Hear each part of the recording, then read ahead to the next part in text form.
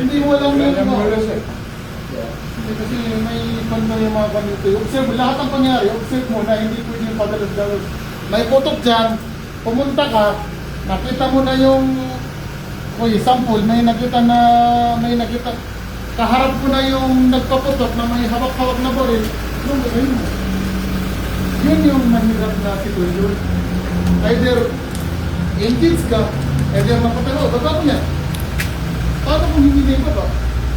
Kumarap sa'yo, tapos tinutok sa'yo yung baril niya. Wala ka magawa, mapapatay mo siya. So yun kasi yung iniwasan natin. Hindi tayo takot. Hindi tayo takot sa mga ganyan. Pero kung mayroong pagkakataon na iwasan natin, iwasan natin.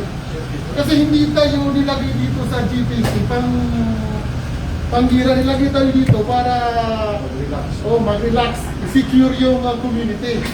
Mga ganon. Paano mo yung secure yung community kung ikaw mismo na nandyan na wala ka na? Di ba? Ikaw yung secure. So yun, pag may marinig ka, yung naiwan dito na duty, observe niyo. Oh, kung ano yung gulo sa labas, yung nagsalita, easy. Tignan niyo, kung nag-away, kung anong hindi masyadong wala mga ganang malaw, pwede kayo umagit na kasi nasa harap nyo na eh. Pero kung medyo malayo, wag naman, hintay nyo na may dumating na may nakita mo, may mga pulis doon, tsaka kayo magpunta. Mga kung ba? Pero kung nakita nyo naman, at SWD, MST na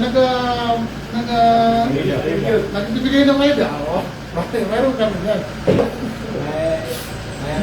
Mga joke lang yung totoo. Kasi ang pinaka-importante sa security natin, kasi ang isipin natin, may pamilya tayo na naghahintay sa atin sa bahay. Diba? Lahat tayo may pamilya.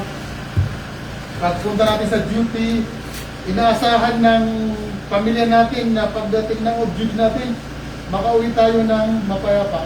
Mga ganun. Pati din sa pag-travel, ingat-ingat sa pagmaniho, lalo na yung malalayo yung, ano yun? Biyahe, yung sa inyo, yung banda, malayo. Ingat sa pagmaniho. Kahit ito lang sa malapit, kasi hindi pa iwasan yung mga disgrasya. Pero at least, mayroon tayong awareness. Kasi sa mga ganito na mga disgrasya, pag wala kang awareness, pag aksidente ka, malaki na yung impact niya. Pero pag may awareness ka, medyo alam mo na yung ginagawa mo, at least listen, kumbaga, gasgas lang, nadapa ka lang, gasgas lang, yung motor mo, kunting gasgas, kaysa center talaga. Yun yung mahirap. Ay, man, na-tropa. Yung mga ganun.